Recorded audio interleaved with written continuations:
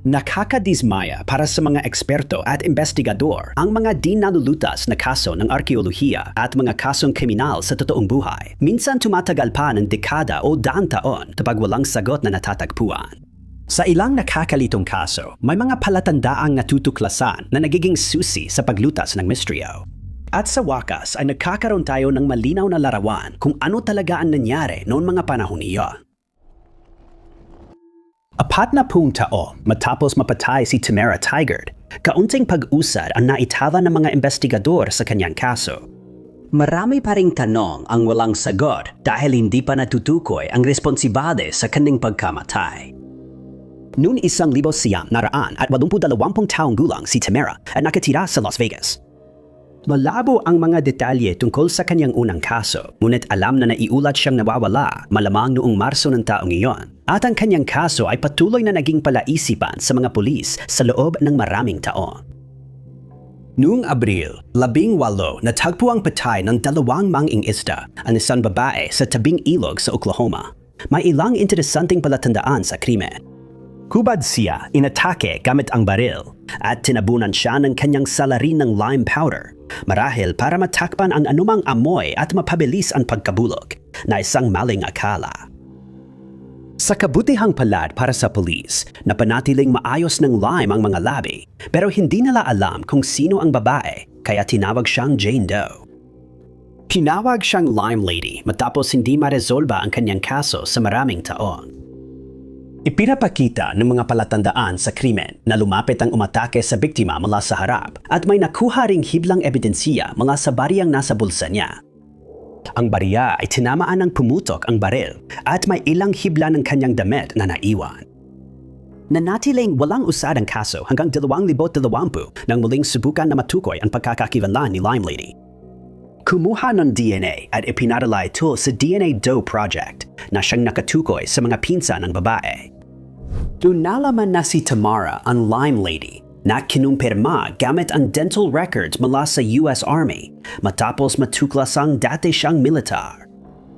Sa wakas, naiugnay ng mga investigador ang kaso ng Lime Lady kay Tamara at sinabi sa kanila na nawawala siya mula pa noong Marso ng 1980.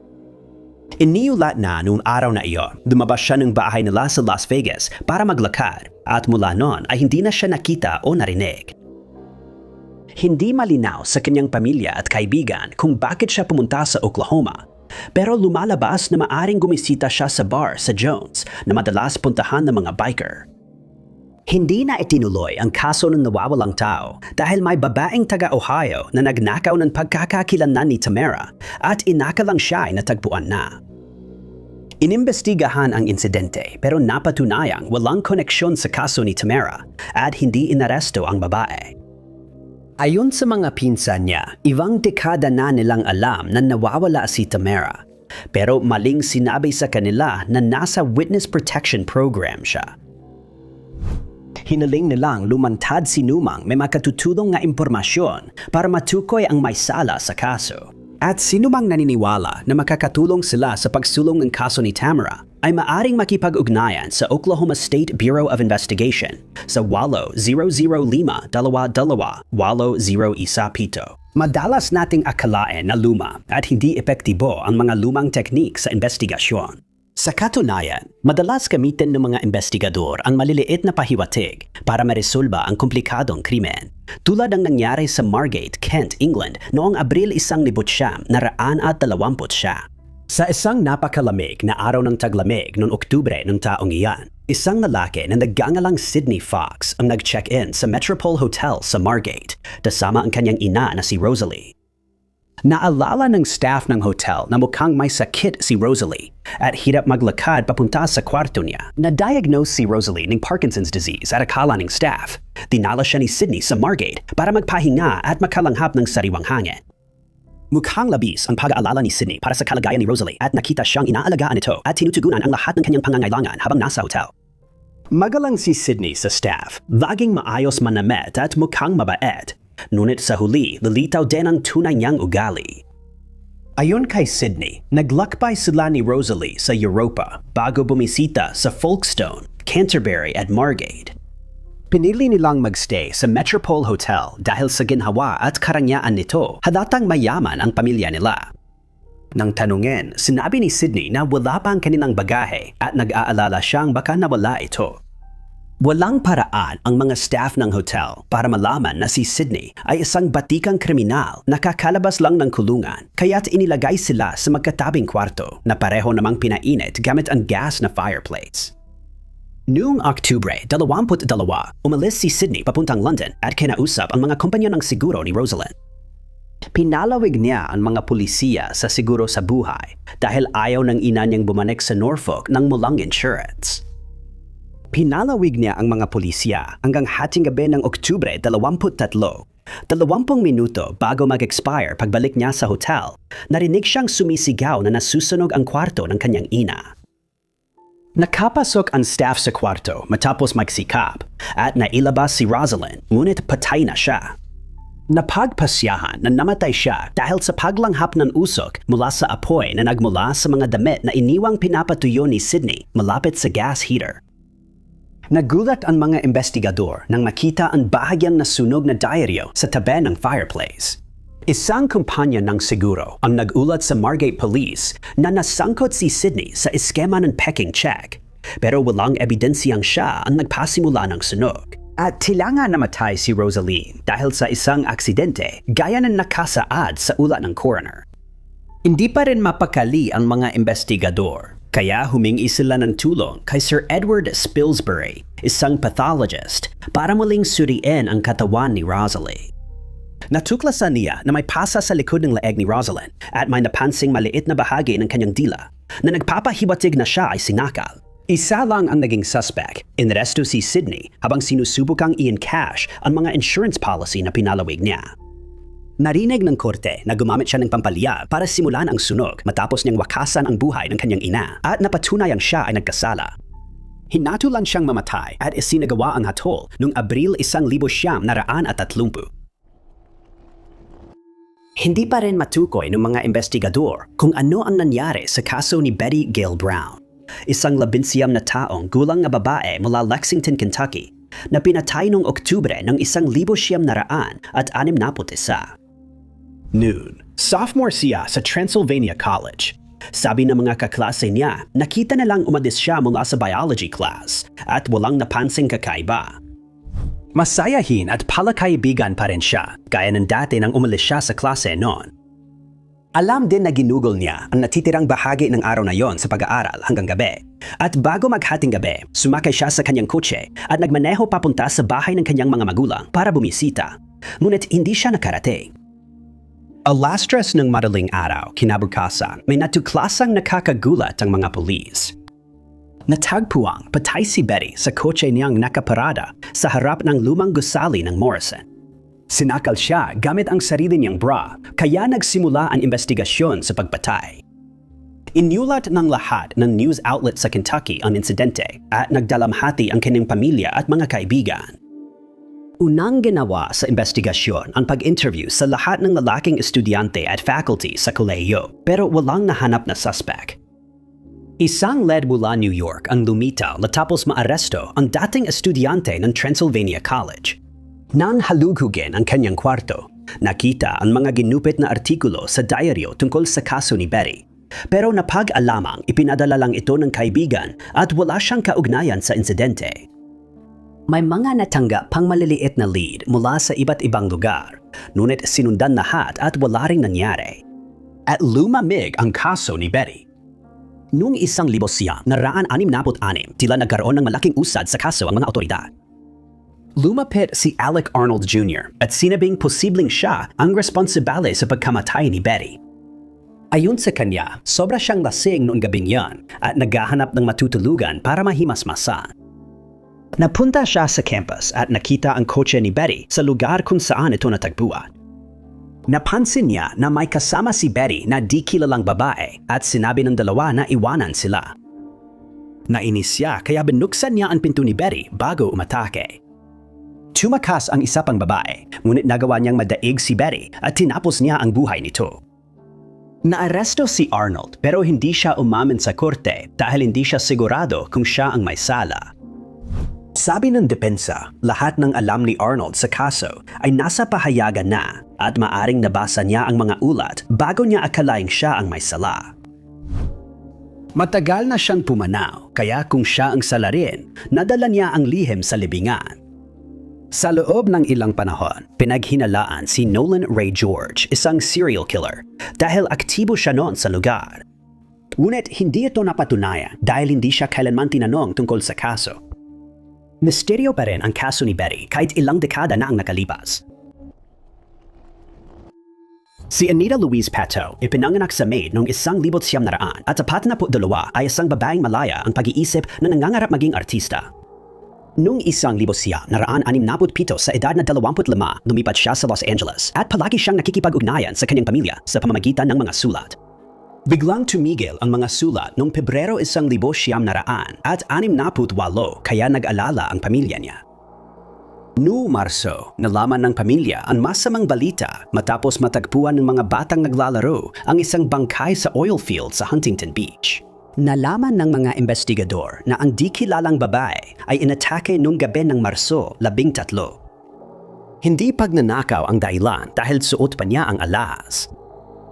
Hinugasan ng ulan ang karamihan sa bakas ng gulong at yapak ng sapatos na iniwan ng umatake. Pero may nakuha pa ring upos ng sigarilyo, ibang ebidensya, at natagpuan malapit ang kanyang pitaka at wallet na may litrato ng pamilya. Tanging palatandaan ay mga bakas ng gulong, malamang mula sa mas bagong modelong Amerikanong kotse. Inilibing si Anita bilang Jane Doe. Muling binuksan ang kaso noong 2001 at nakuha ang DNA profile ng salarin mula sa sigarilyo, ngunit walang natagpuang tugma. Noong 2010, lumabas ang sketch ni Anita at nakilala siya ng pamangking apo niya, ngunit hindi pinansin ng pulisya ang ulat nila. Noong 2017, ginamit ang genetic genealogy at naiuugnay ang napreserbang DNA sa 4 na magkakapatid na lalaki sa California. Isa sa kanila na pumanaw na, si Johnny Monroe Crisco, ay natukoy bilang salarin sa pamamagitan ng DNA sample mula sa naunang biopsy. Noong 2020, sa tulong ng DNA mula sa isang malayong kamag-anak, napatunayang si Anita ang Huntington Beach Jane Doe, nalutas ang misteryo at nagbigay ng kapanatagan sa kanyang pamilya. Ayon sa mga nakakakilala sa kanya, si Garnet Jen, na 33 taong gulang, ay isang iginagalang na guro ng home economics sa Portland High School noong 1950 at siya ay kilala at popular sa kanyang mga estudyante, pati na rin sa kanyang mga kapwa guro. Nasa proseso siya ng pagkuha ng master's degree at ayon sa pamilya at kaibigan, sabik siyang harapin ang bagong yugto ng buhay. Palaging maaga at nasa oras siya, kaya nag-alala ang mga katrabaho niya nang hindi siya pumasok noong Pebrero 28 ng taong iyon. Tumawag ang opisina ng paaralan sa bahay nila pero walang sumagot, kaya pinuntahan siya ng superintendent para kumustahin. Hindi niya inasahan ang nadatnan niya roon, kaya agad siyang tumawag sa awtoridad. Ikinuwento niya matapos walang sumagot sa pintuan ni Garnet, naglakad siya sa garahe at sumilip sa bintana. Nagimbal siya nang makita si Garnet na nakasabit sa hawakan ng pinto ng kanyang sasakyan. Pagpasok ng mga pulis sa garahe, nakita nilang may sinturon ng makinang panahi sa leeg niya at nakaluhod siya sa isang tuhod. Kahit sinabing malinaw na ang kaso, iba ang naramdaman ng pamilya niya, kaya ilang araw matapos iyon, ipinahukay ulit ang mga labi ni Garnet. Sa pangalawang pagsusuri ng kanyang labi, nadiskubre ng pathologist na siya ay inatake at sinakal. Kaya naging kaso ito ng pagpatay. Malalaman na huling nakita si Garnet noong gabi ng pag-atake sa sorority meeting sa lokal na golf club. Bago umuwi, tinanong niya kung pwede niyang ilibre ng inumin ang lahat dahil may $40 siya, tapos umalis na siya. Iniulat ng pulisya na hindi nila makita ang pitaka at lisensya ni Garnet na posibleng ninakaw ng umatake sa kanya. Nang muling ikategorya ang kaso bilang pagpatay, marami nang pumunta sa bahay ni Garnet kaya nadumihan na ng mga usisero ang anumang ebidensya sa garahe. Bukod pa rito, ang kakaunting ebidensya na nakalap ay hindi maayos na naimbak at mali ang paghawak, kaya halos imposibleng matukoy kung sino ang salari.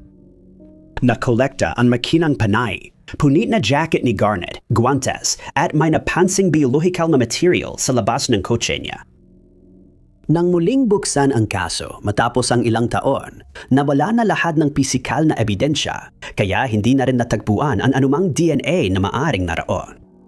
Hindi nawalan ng pag-asa ang mga investigador na may matutuklasan sila balang araw.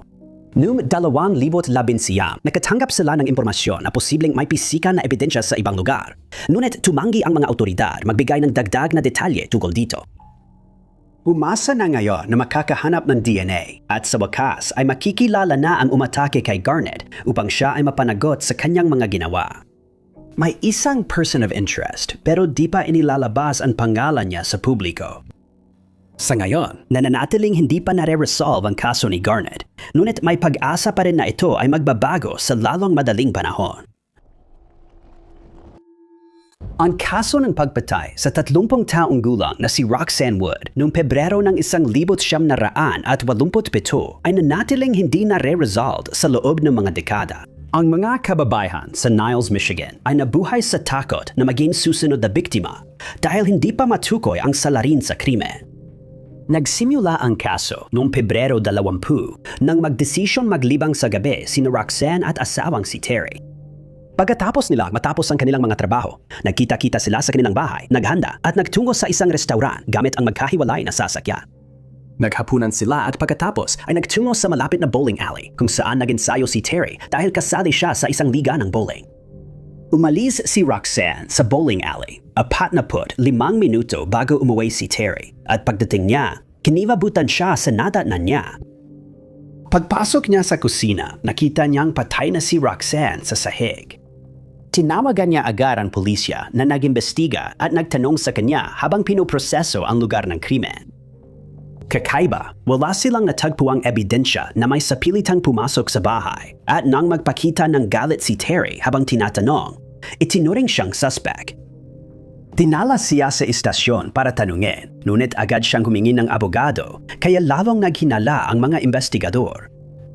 Isang investigador ang kumbinsido na si Terry ang may sala, kaya sinabi niya kay Terry na hindi siya titigil hanggat hindi niya ito na ipapakulong habang buhay.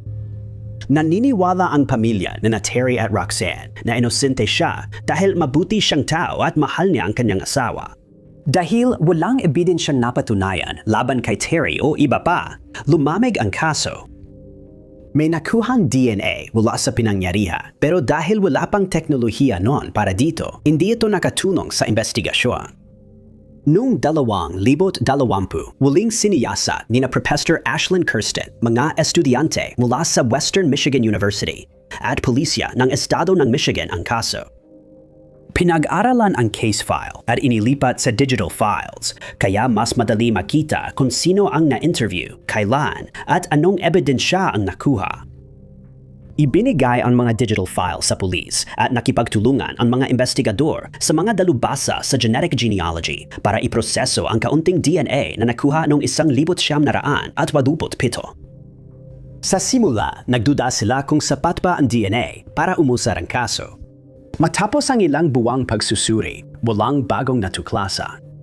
Nagawa ng mga eksperto ang genetic profile kaya nabuo nila ang family tree ng umatake kay Roxanne. Dahil dito, natukoy ng pulisya ang residenteng si Patrick Gillum ng South Bend, Indiana. Nakatira siya noon malapit sa pinangyarihan ng krimen nang mamatay si Roxanne pero kailangan pa ng dagdag ebidensya bago siya maging suspect. Nalaman na matinding naninigarilyo si Gillum at habang minamanmanan siya ng mga detective, nakuha nila ang upos ng sigarilyo niya sa labas ng isang labahan matapos siyang kausapin ng undercover na investigador. Noong 2021, nang tanungin si Gillum, ipinakita sa kanya ang litrato ni Roxanne pero sinabi niyang hindi niya ito nakita. Hindi nagtagal, napatunayang nasa bahay ni Roxanne siya noong inatake ito dahil sa DNA mula sa sigarilyo niya. Kaya siya ay inaresto kahit iginiit niyang inosente siya. Sabi ni Gillum, hindi niya maalala ang pagpatay kay Roxanne pero hindi niya tinutulan ang sakdal sa paglilites. Noong Abril 2022, napatunayang nagkasala si Gillum at hinatulan ng 23 taon sa kulungan. Nagtapos ang 35 taong misteryo. Noong 2018, si Gavin Octaviano na 22 taong gulang ay kilala bilang isang napakatalino at palakaibigang lalaki na nag-aaral ng biology sa San Francisco. Dedikado siya sa pag-aaral, ngunit noong Nobyembre, umuwi siya para ipagdiwang ang Thanksgiving kasama ang pamilya. Kinabukasan, nagdekorasyon ang pamilya nila ng Christmas tree at kinagabihan, naghapunan siya kasama ang ilang kaibigan at pinsan. Sinabi niya sa ina na hindi siya magpapagabi at magkikita pa sila mamaya bago siya umalis gamit ang kotse ng kapatid niyang babae. Kinabukasan ng umaga, nag-alala na ang pamilya niya dahil hindi pa rin siya umuwi at siguradong magpaparamdam siya kung magpapalipas siya ng gabi sa iba. Tumawag sila sa pulis at nag-file ng ulat ng nawawala para masimulan ang paghahanap. Hinalugog ang hangganan ng San Francisco at Daly, ngunit hindi siya nakita. Noong Nobyembre, 23 nakita ng pulisya ang footage ng sasakyan ni Mercedes, kapatid ni Gavin, na ipinaparada sa hiwagang paradahan ng Golden Gate Bridge, bandang 5:20 ng hapon. Pagdating ng mga investigador, nakita nila ang kotse na iniwan ni Gavin. Isang saksi ang tumawag sa pamilya noong Nobyembre 28 para iulat na nakita niya ang flyer ng nawawalang si Gavin at agad niya itong nakilala bilang ang binatang nakita malapit sa Golden Gate Tunnel noong gabi ng ika-23.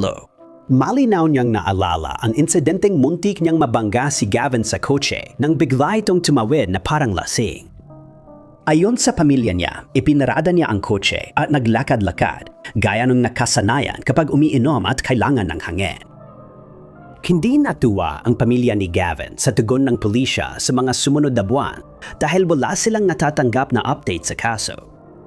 Pakiramdam nila hindi nakatulong ang media dahil kinailangan pa nilang kumbinsihin ang istasyon ng balita na iulat ang pagkawala ni Gavin kaya nasayang ang oras. Kinailangan ding harapin ng pamilya ang mga walang basehang haka-haka na inatake siya ng mga kaibigan at kinitil ang kanyang buhay, pati ang mga taong pinanghinaan sila ng loob na hanapin pa siya, sinasabing baka wala na siya. Dapat tandaan na walang hinalang may naganap na krimen sa kaso ni Gavin, pero hindi rin ito inaalis sa posibilidad. Kung nakita mo si Gavin o alam mo kung nasaan siya, hinihiling na makipag-ugnayan ka sa kanyang pamilya sa 4-1-5-6-7-2-8-2. Nung kampanya ni Napoleon Bonaparte sa Ehipto noong 1700 at 1900, hindi niya at ng kanyang mga sundalo inasahan na makakatukla sila ng isa sa pinakamahalagang arkeolohikal na tukla sa kasaysayan. Isang grupong sundalong Pranses ang nakakita ng Rosetta Stone habang naghuhukay ng pundasyon para sa estruktura sa Fort Julian sa Nile Delta. At ang sumunod ay kahanga-hanga. Nalaman na ang teksto sa bato ang naging susi sa pagsasalin ng mga tekstong Ehipsyo na natuklasan sa Ehipto. Dahil dito, nagkaroon ang mga historiador na hindi pa nararanasan pag-unawa sa sinaunang kulturang Ehipsyo, mga makasaysayang pangyayari, at sa mga mahahalagang individual na namuhay sa Ehipto noong unang panahon. Bihira makahanap ng ganitong susi, at kung walang Rosetta Stone, mas kaunti ang alam natin ngayon tungkol sa sinaunang Ehipto. Ang ganitong susi ay mahalaga rin sa paglutas ng misteryo, kahit na ang kasong ito ay tungkol sa mga Viking, hindi sa mga Ehipsyo. Noong 2014, isang Norwegong dalubhasa sa mga rune na si K. Jonas Nordby ang nagsasaliksik ng isang komplikadong kodigo na nilikha ng mga Viking noong bandang ika-11 o ika-12 siglo. Nakahanap ang mga arkeologo ng humigit kumulang 80 inskripsyon sa isang hindi maintindihang kodigo na kilala bilang Jotun-Viller Code. Ang mga rune at inskripsyon na naglalaman ng kodigo ay natagpuan sa iba't ibang bansa sa buong Europa. Ngunit wala ni isa ang may ideya kung ano ang ibig sabihin ng mga ito o kung paano ito mababasa. Iminungkahi na magagamit ito sa paglutas ng alpabetong rune, pero dahil walang sanggunian, kaunti lang ang naging progreso sa misteryo.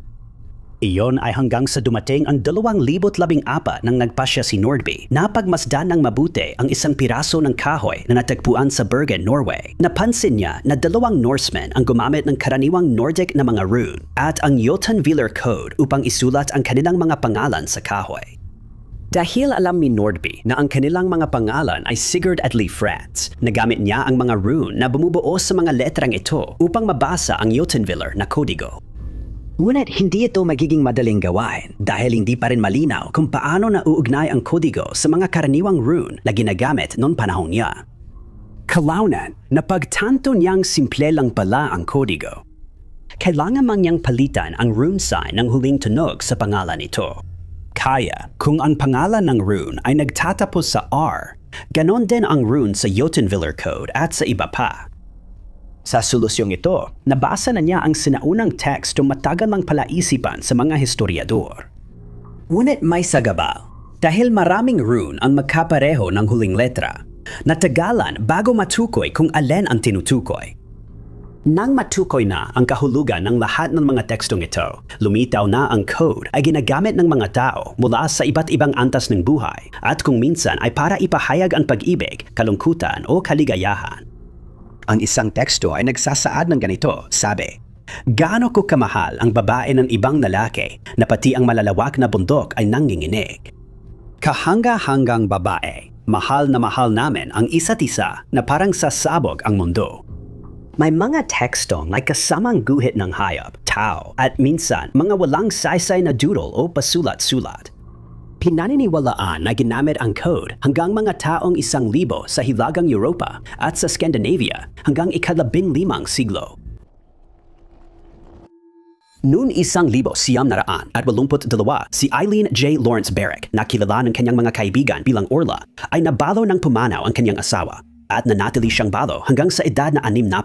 Isa na noong 1996, nagsimula ang misteryosong kaso ng kanyang pagkawala. Inilarawan siya bilang isang organisadong babae na laging sumusunod sa routine at bihirang lumihis. Noong Abril, 1996, nakatira siya sa maliit na bahay sa Edmonson County, Kentucky, malapit sa Nolan River, kasama ang alagang asong si Fifi. Noong ika-12 ng Abril ng taong iyon, umalis siya ng bahay sa umaga upang magpatingin sa isang chiropractor na may appointment siya. Matapos ang konsultasyon, pumunta siya sa tanning salon at saka sa bahay ng manggagawang nagtatrabaho sa kanyang maliit na bahay. Akala ng pamilya niya ay umuwi siya, pero nabigla sila ng tawagan ni Orla at sabihing di siya tutuloy sa Frankfurt para bisitahin ang kapatid niyang si Pete tulad ng napag-usapan. Nakausap niya ang asawa ni Pete na di na nagtanong sa dahilan ng pagkansela. Alam na umalis siya sa Kubo bandang 12:30 ng hapon para ilakad si Fifi. Madalas siyang naglalakad kasama ang aso sa mga lugar sa paligid ng Mammoth Cave National Park at ginawa niya ito muli nung araw na iyan. Nag-ulad ang ilang kabataan na nakita nila si Orla at nakipag-usap ito sa kanila sa labas ng kubo. Pag-uwi ni na Orla at Fifi, inisip nilang matutulog na siya dahil isinara niya ang kurtina, pinalitan ang trash liner, inalis ang pustiso at nagsimulang manigarilyo. Sa sumunod na weekend, hindi lumabas si Orla sa kanyang kubo. Kaya nung Lunes, tumawag ang kapitbahay niya sa pulis para humiling at tingnan ang kalagayan niya. Dumating ang Kentucky State Police at nang makita nilang nakakandado ang kubo, pinuwersa nila itong pasukin. Walang palatandaang may sapilitang pumasok, pero magulo at nagkalat ang mga gamit sa loob ng kubo. Natagpuan si Fifi na ligtas sa kanyang kulungan. Nandun pa rin ang kotse ni Orla sa driveway at nandun din ang kanyang mga susi, ngunit wala siyang bakas. Sa mas malapitang pagsusuri ng kanyang kwarto, natuklasan ang kaunting bakas ng biological na material at napansin ding nawawala ang itaas na bedsheet ng kanyang kama, pati na rin ang kanyang pitaka. Labis itong ikinabahala para kay Orla kaya agad nagsimula ang paghahanap. Walang natagpuang anumang palatandaan sa paligid ng kanyang bahay kung ano ang nangyari, kaya napagpasyahan na halughugin ang mga lawa at iba pang lugar na may tubig.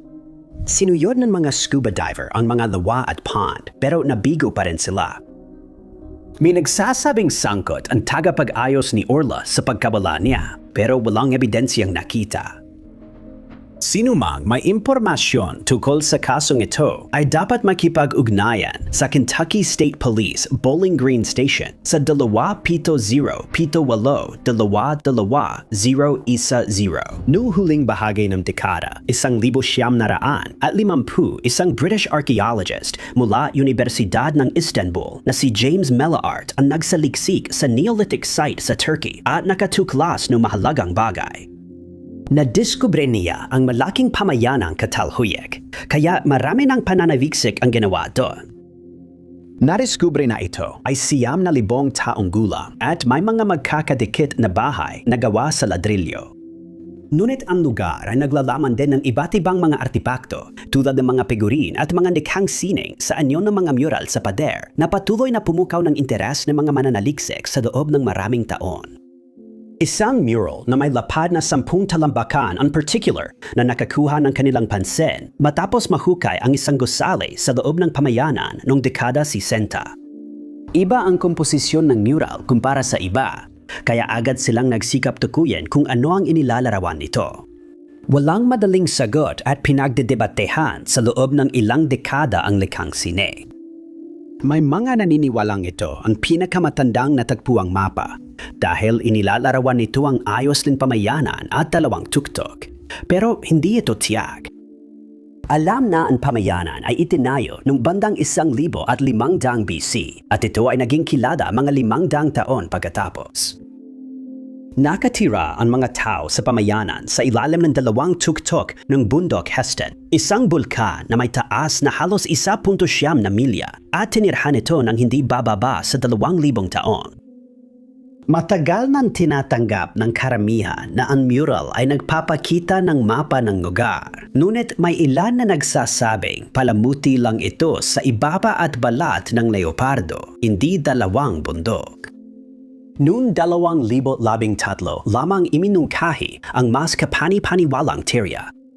Si Axel Schmidt, vulkanologo mula Universidad ng California, ay nagpasiyang magsaliksik dahil hinala niyang sumabog ang bundok Hasan habang may mga nakatira pa ron. Nangolekta siya ng mga bato sa bundok at pinag-aralan ang mga deposito sa loob ng mga ito. Napag-alaman na sumabog ang bundok mga 9,000 taon na ang nakalipas, na tugma sa panahong ginawa ang mural. Bukod pa rito, ilang obsidian na salamin ang natagpuan sa lugar. Dahil nabubuo lang ang obsidian sa bulkan, tila sinusuportahan ng mga salamin ang teorya ni Schmidt. Dahil dito, pinaniniwalaang ang mural ay nagpapakita ng nakakatakot na pagsabog ng bundok. Malamang nagkaroon ng sunod-sunod na maliliit na pagsabog, kaya't hindi gaanong napinsala ang pamayanan, pero nag-aalala pa rin ang mga residente sa kanilang kaligtasan. Isa itong pambihirang pangyayari, kaya't maiintindihan na may isang tao na nakaramdam ng pangangailangang gunitain ito sa pamamagitan ng isang mural. Walang duda, sa loob ng mga dekada pinag-usapan ng mga taga sa Talhoyuk ang pagsabog at maaring gumawa pa ng mga kanta tungkol sa nakakatakot na pangyayaring iyon. Kung tama ang teoryang ito, ang mural ang pinakamatandang paglalarawan ng pagsabog ng Vulcan at ang pinakamatandang kilalang mapa dahil makikita dito ang pamayanan sa ilalim ng 2 tuktok. Ang kwento ng ekspedisyon ni Abu Bakari na naganap noong mga taong 1300 ay isang napakakakaibang kwento, puno ng mga haka-haka tungkol sa dulo ng mundo at isang imperyo na maaring pinakamayaman sa buong mundo noong panahong iyon. Tungkol ito kay Abu Bakari, ikalawa ang pinuno ng Imperyong Mali na nagsimulang mamuno sa bansa noong 1310. Bilang bahagi ng kanyang titulo, kontrolado niya ang karamihan sa kanlurang bahagi ng kontinente ng Africa at ang kanyang kaharian ay napakalakas na may higit sa 1,000,000 tao na namumuhay sa ilalim ng kanyang pamumuno. Malaking bahagi ng yaman ng kaharian ay mula sa mga minahan ng ginto. 3 rito ang kay Abu Bakari at sa mga kapatagang lubang pinagkakakitaan. Hindi natuwa ang bagong pinuno sa simpleng pag-upo sa trono at pagpapayaman ng tao. Gusto pa niyang malaman ang tungkol sa labas ng Africa. Upang magawa ito, iniutos niya na 200 bangka ang maglayag sa Atlantic Ocean upang alamin kung ito ba ay may hangganan at kung meron man, tuklasin kung ano ang nasa kabila nito. Alam niyang malamang na magiging mapanganib ang paglalakbay na ito, kaya iniutos niyang gumawa ng iba't ibang uri ng bangka at bawat isa ay may kasamang bangkang kargamento. Lahat ng bangkang kargamento ay may butil, pinatuyong karne at prutas na kayang tumagal ng 2 taon. Binigyan sila ng ginto, bulak at iba pang gamit na pwedeng ipagpalit kung may makasalubong silang makakapalitan sa paglalakbay. Matayagang naghintay si Abu Bakari sa pagbabalik ng mga bangka, ngunit nadismaya ng isa lang ang bumalik. Sabi ng kapitan ng bangka, matagal silang naglayag bago nila nakita ang isang bagay na inilarawan niyang parang ilog sa gitna ng dagat. Dagdag pa niya, napakalakas ng agos nito na hinila ang mga bangka at tinangay sila palayo. Isa-isa, pumasok ang mga bangka sa tubig at lahat maliban sa isa ay tinangay ng agos. Inutusan ng kapitan ang bangkang sinasakyan niya na umikot pabalik habang pinanood na lang niyang tangayin ng agos ang mga kasama na hindi na nakita muli.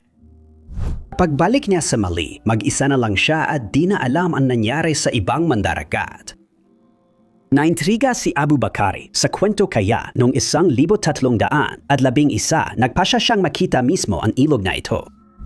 Iniwan niya ang kaharian kay Musa, ang kapatid niya sa isang magulang, at bumuo ng pangalawang ekspedisyon na may 2,000 barko indes na 200 ng dati.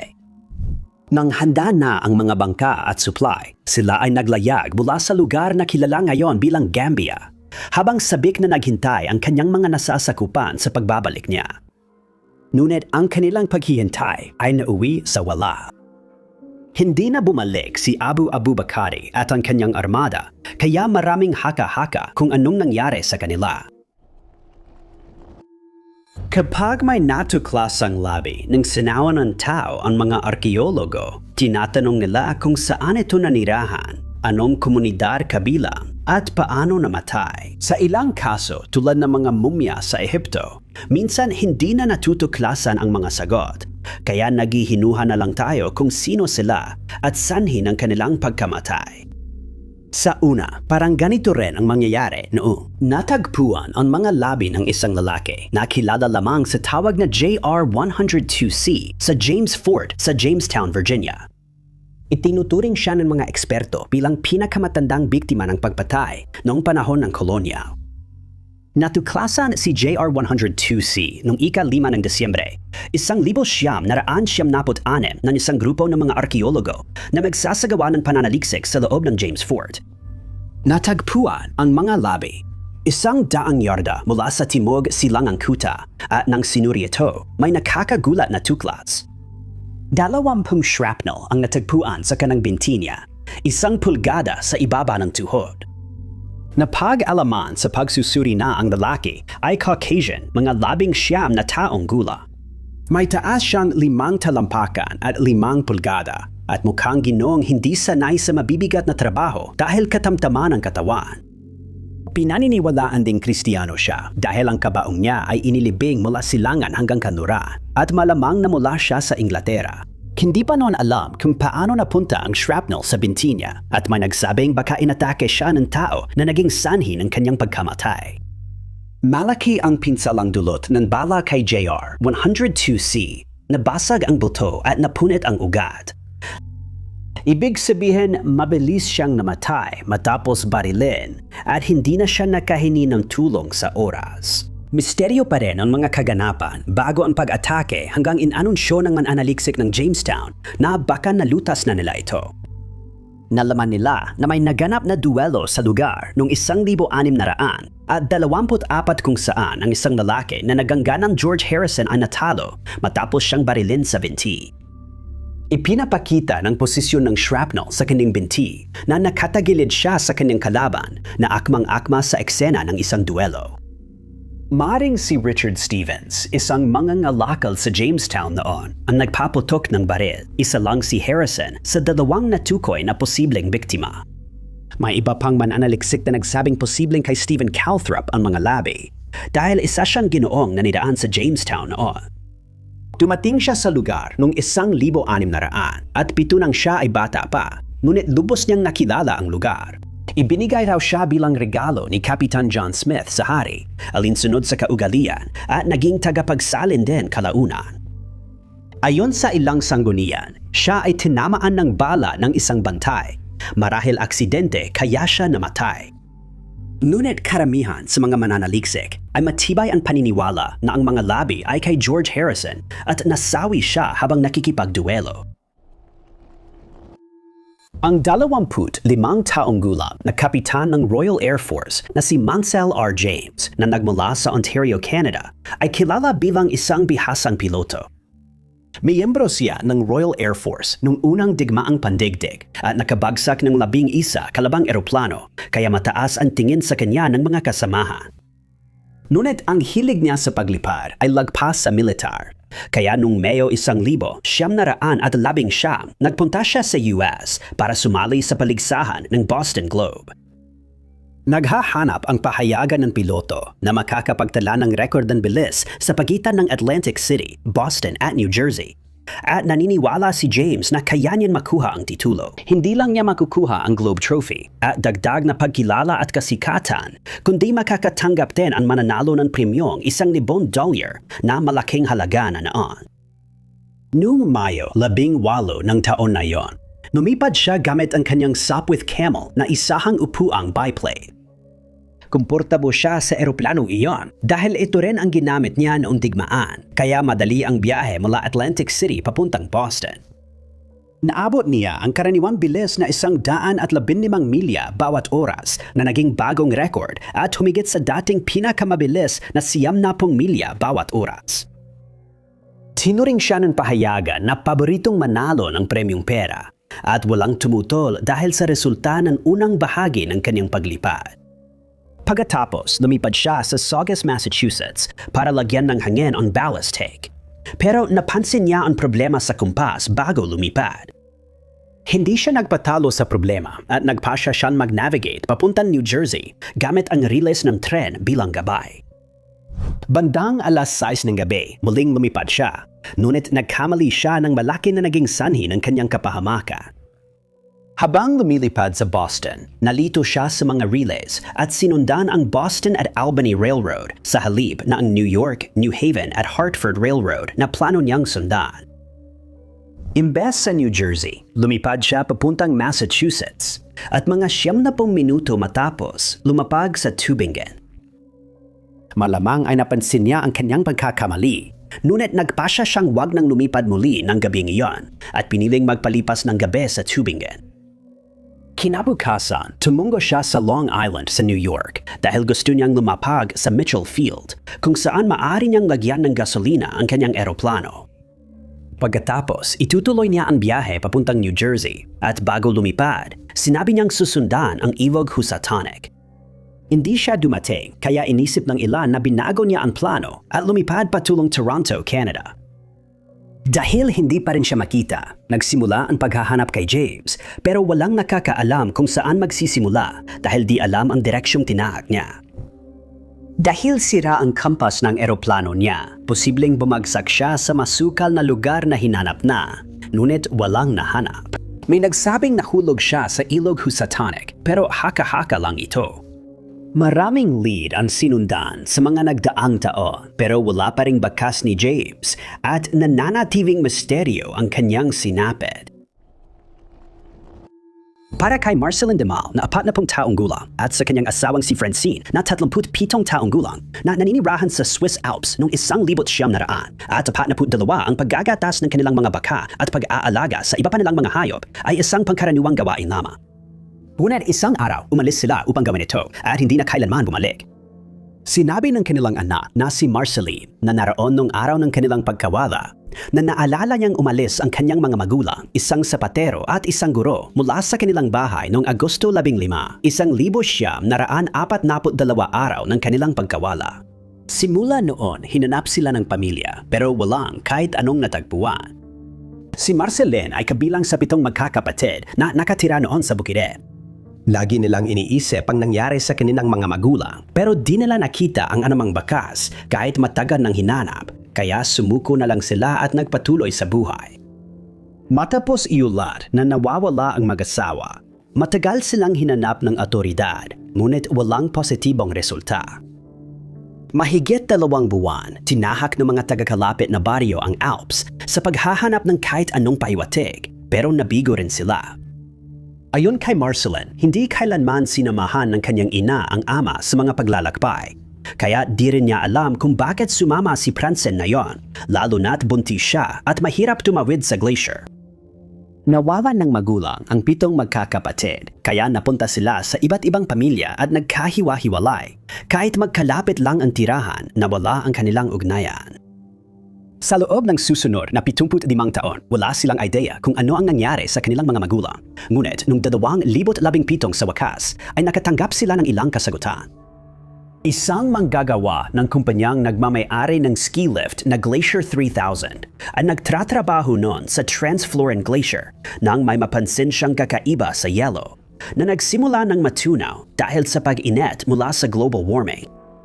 Natuklasan ito sa taas na 8,000 at 500 talampakan nang dumating ang pulisya. Nakita nila ang labi ng 2 tao at agad na pinakinalang sina Marceva at Francine ang mga ito.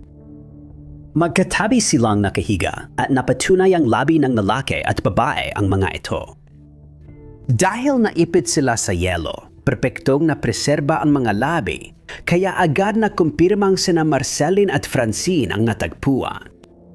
Pinaniniwalaang sinusubukan ng mag-asawa na makarating sa kanton ng Bere tulad ng ginagawa ng maraming tao noon at nagkaroon sila ng isang hindi inaasahang aksidente na naging dahilan ng kanilang pagkahulog sa isang bitak sa yelo. Maaring agad silang nasawi sa matinding pinsala o hindi nakabalik sa ibabaw kaya namatay. Labis ang ginhawa ni Marceline nang malaman niya ang nangyari sa kanyang mga magulang at maibigay ang nararapat na libing sa kanila. Nang biglang mawala noong Hunyo ng 1937 si Juliet Stewart Points na 50 taong gulang. Noon nag-alala ang kanyang mga kaibigan. Ngunit dahil kasali siya noon sa Soviet underground, nasanay na silang matagal siyang nawawala. Dahil dito, opisyal lang siyang naiulat na nawawala matapos ang 7 buwan. Ngunit pinaniniwala ang huli na noon at malamang nasawi na siya.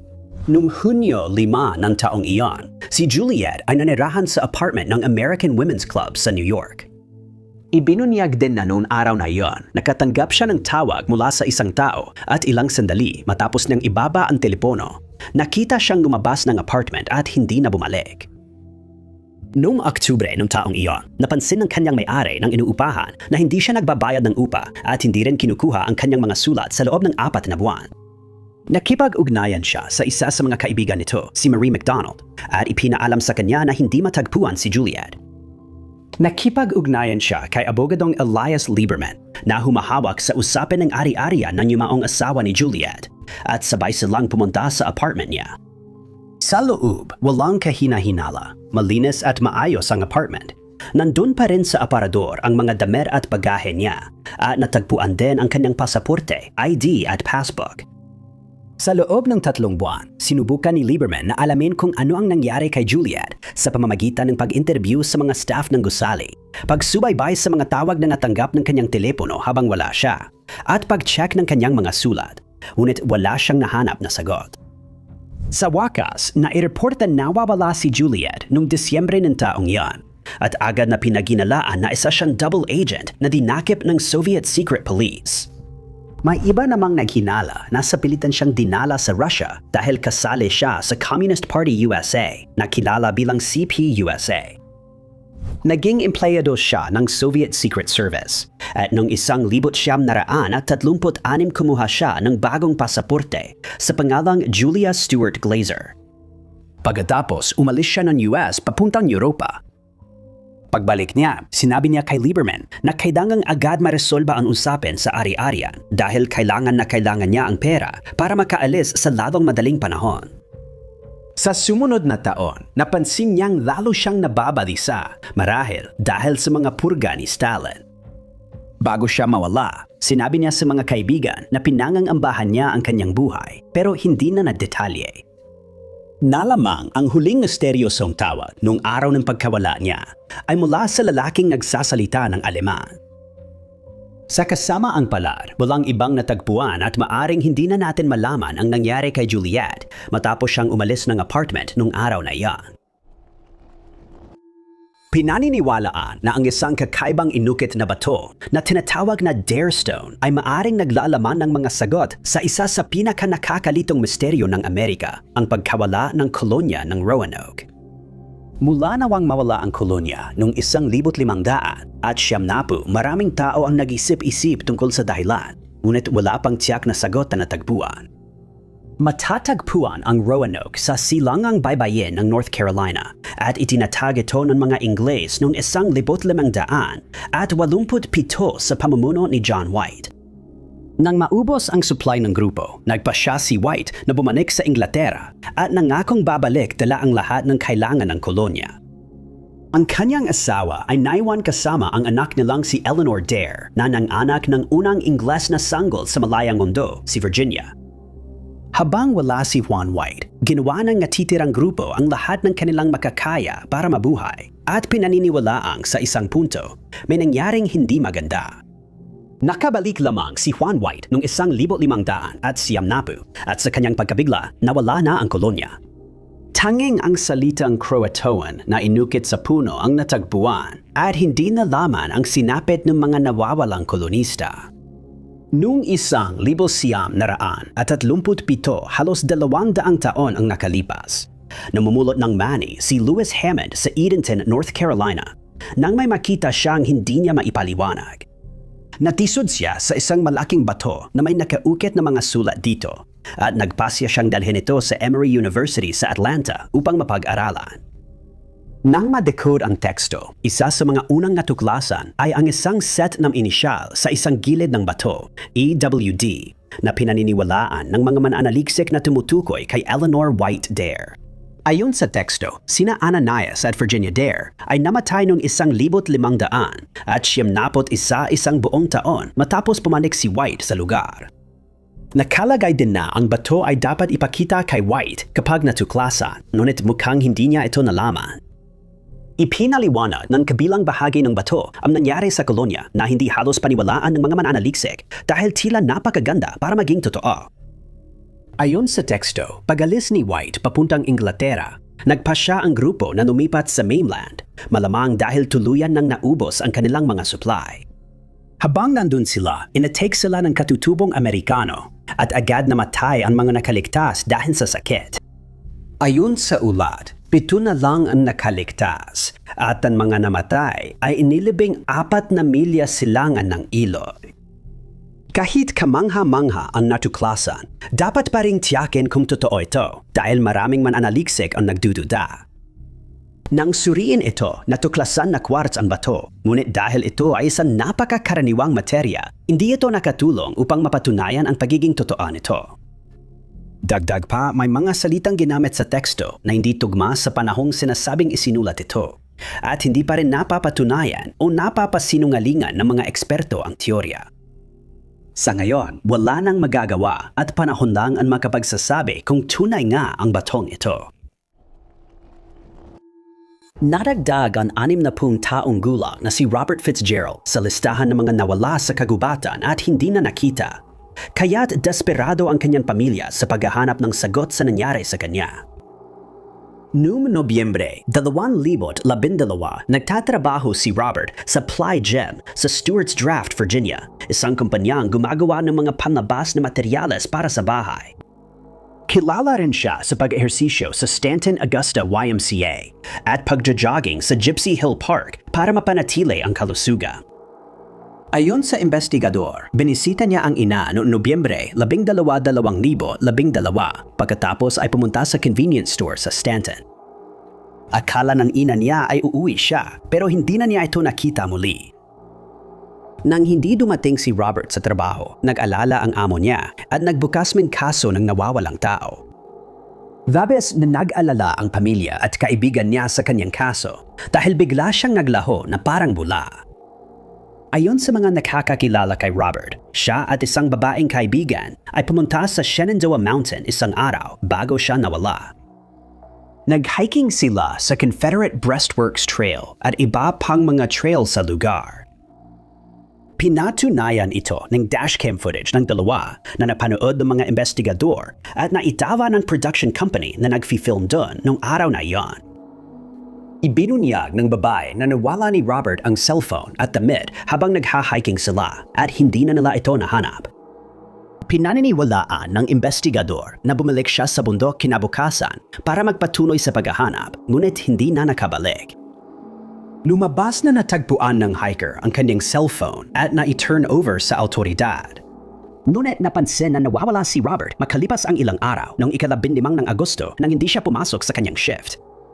3 dekada nang nagtatrabaho si Robert sa Playa at karaniwan siyang nagpapaalam kapag may sakit o mahuhuli. Ngunit hindi niya ito nagawa ngayon. Sa paunang paghahanap, natagpuan ang kotse ni Robert sa parking lot ng Confederate Breastworks. Sa loob, nakita ng investigador ang backpack niya, ilang bote ng tubig, energy bar, rain poncho at flashlight. 5 araw tumagal ang paghahanap na nilahukan ng mahigit 200 katao sa 4,000 at 500 acre na lugar. Gumamit ng search dog, helicopter at mga tagahanap na nakasakay sa kabayo pero hindi pa rin alam kung saan nagpunta o anong nangyari kay Robert. Nang halughugin ang bahay niya sa Stanton, nakita itong magulo. Natagpuan ang lumang pagkain sa loob ng kanyang kalan at idinagdag ng mga investigador na ang kanyang sasakyan ay nasa magulong kalagayan din. Dahil walang ibang palatandaan, maraming haka-haka kung ano ang nangyari kay Robert. Ang naninibabaw na teorya ay naligaw siya habang hinahanap ang kanyang mga gamit. At dahil naiwan ang kanyang mga supplies sa kanyang sasakyan, siya ay namatay dahil sa hypothermia. May iba namang nagsabi na nang dumaan ang masamang panahon sa lugar, sinubukan niyang dumaan sa shortcut pabalik sa kanyang sasakyan at nagkaroon ng pinsala na naging dahilan kung bakit hindi siya nakahanap ng tulong.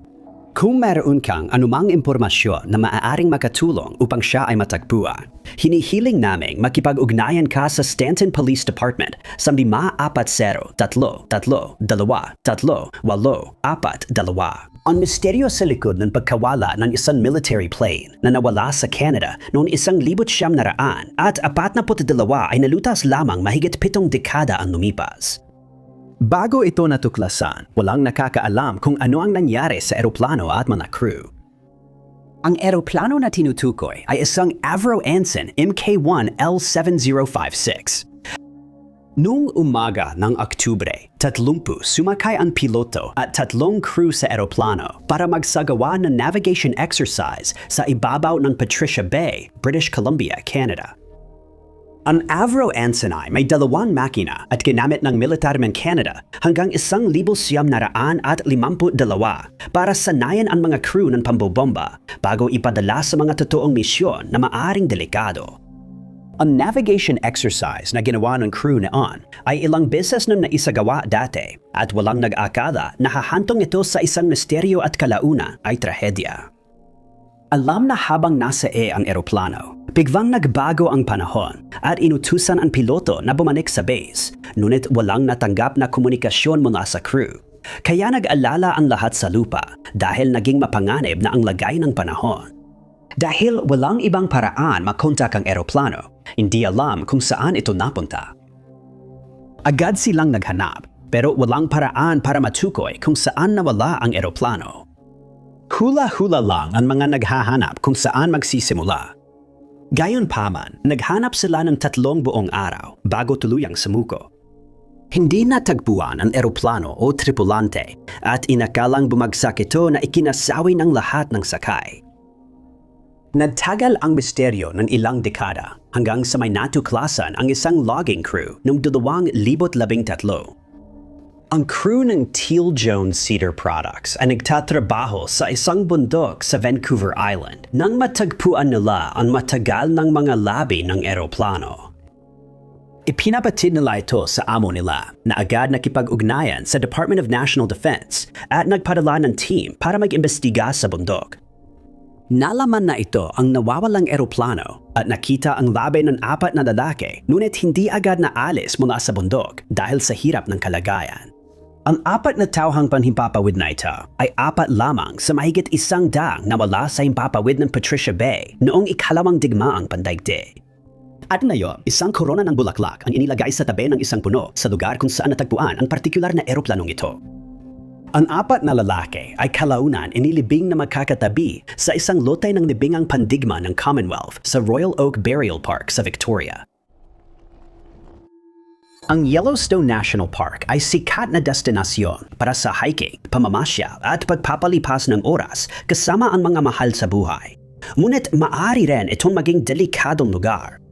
Maraming tao ang nawala sa parke sa loob ng mga dekada at di na natagpuan. Ngunit may iba pang panganib din ang park. Maraming mainit na bukal sa Yellowstone at ang iba ay umaabot sa matataas na temperatura.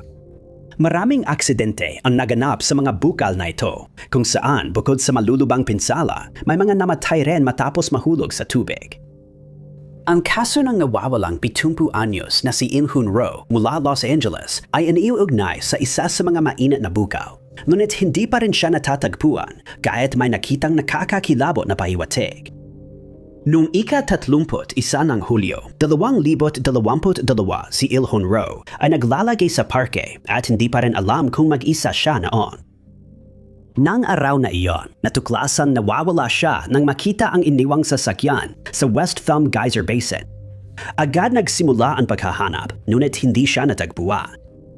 Sa loob ng 18 araw, walang nakaalam sa nangyari sa kanya, kaya parang hindi na manulutas ang kaso. Ngunit noong ika-18 ng Agosto, may nakakagulat na natuklasan. Isang bisita sa parke ang nag-ulat sa mga ranger na may nakita silang lumulutang sa abyss pool. Nang mag-imbestiga ang mga ranger, nagulat sila nang makita ang itim na sapatos na size 8.5 sa pool. Pero ang pinakakinababahala ay may lamang paa ng tao ito. Masusing hinalugog ang pool pero walang natagpuang bakas ng may-ari ng paa. Iniulat sa pulisya ang insidente at dinala nila ang paa sa laboratorio para suriin. Kinuha nila ang DNA dito at nakumpirmang ang paa ay kay Il-hun Ro. Nagpatuloy sila sa paghahanap sa paligid ng abyss pool pero wala pa ring nakita. Inanunsyo ng mga park ranger na naniniwala silang patay na siya at malamang na namatay noong Hulyo 31.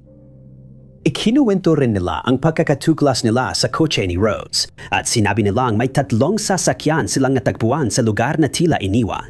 Ngunit 2 ay kinuha na at tanging Kia Niro SUV ni Rose na lang ang natira. Nang ito ay sinuri, natagpuan ang kanyang laptop, mga larawan, mapa, isang aklat ng tula at ang kanyang pitaka na may lamang 400 at 47 dolyar.